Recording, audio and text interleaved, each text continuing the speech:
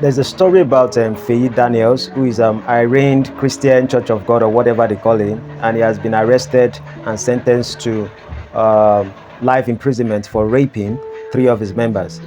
And this situation has been lingering for a while, and action has been taken finally. But one of the things that has become too consistent in the conversation people have is the idea that men of God, or people you consider to be men of God, are the ones committing all these atrocities. What I want to tell the Christians today is that most Christians, it is lack of knowledge that has put people in the situation they are in today's world. And what I mean by that statement is that, you see, before the time of Christ, something actually happened. There were times of Moses. And during the time of Jesus Christ, God was no more striking people and doing all those kind of wonders that he does during the time of Moses, during the time of Elijah. Jesus didn't do it. The only thing Jesus did was maybe walk upon water and raise the dead. But in the olden days, it wasn't like that. And the way God communicated with people are kind of different during the time of Jesus Christ.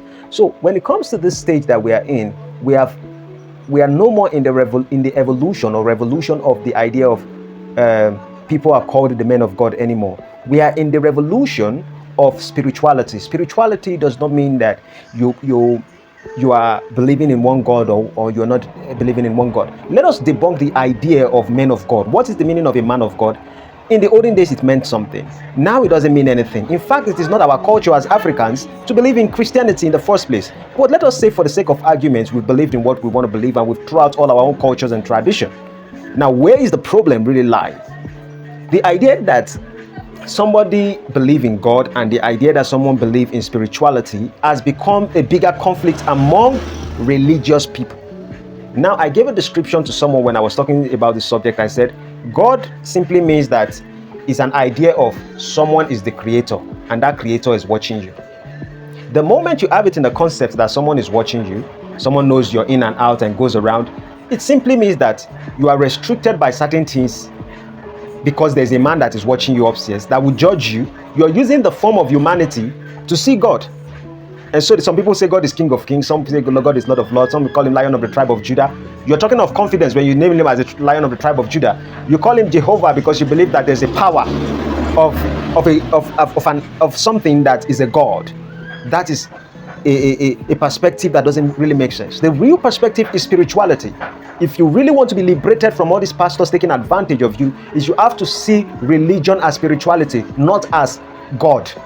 Don't believe in God, believe in spirituality. Now, I'm not giving you as a rule, I'm just giving you as the concept of thought, and which simply means that to analyze the difference between God, I've given you the example about God. Let's talk about spirituality. What does spirituality simply mean? Spirituality means that if I sow a seed in the ground, that seed is going to grow into a tree. If I put a seed in a fertile land and I water it every day, it's going to become a tree. The same thing is applicable in a sense that if you say negative things to yourself consistently, negative things begins to happen. What you water every single day, what you participate every single day, definitely becomes a reward to you.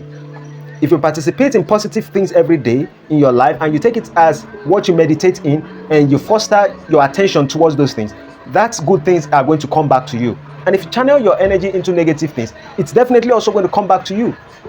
So when you understand it from that concept, it is rare for you to fall into the pit of believing in one pastor, calling him a man of God that is going to lay his hands upon you.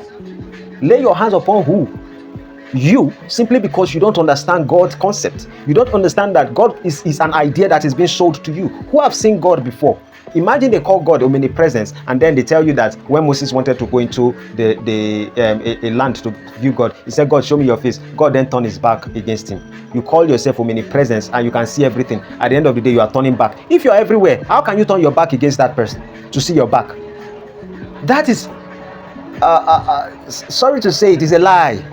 It did not exist. Most of us who read the Bible, I have read the Bible over and over again. It's not because I believe, it's that there are certain parables that are put in together. There are certain history that are put together that can send a message and tell you a story that you can use to look at life. It's just like the story of tortoise. Why tortoise have cracks in his back? It's a story that is selfish. That's why he fell. You think he's the wisest person. That's why he fell from sky. Those are the stories our parents used to tell us. It doesn't mean it is true.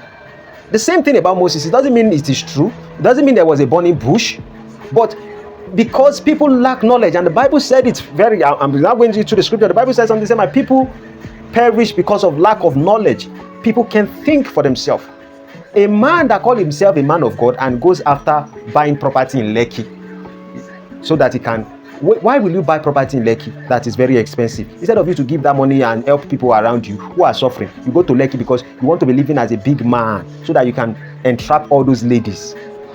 You buy cars. Why? Is it because you want to move faster or because you want ladies to be attracted to you? And then you call yourself men of God. And then some of you now fall. And later you start saying, men of God, they are this, they are that. There is nothing wrong when you are being frauded by another person because you are part of the fraud itself.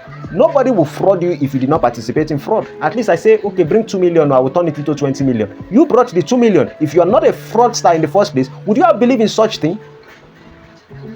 Didn't you, is it today you come to life? You knew it is impossible, but you try to convince yourself that it is possible, and the person take advantage of you. And then you people start shouting, oh, pastors are this and that. Then you guys need to start reasoning, because you guys are the problem, not the pastors.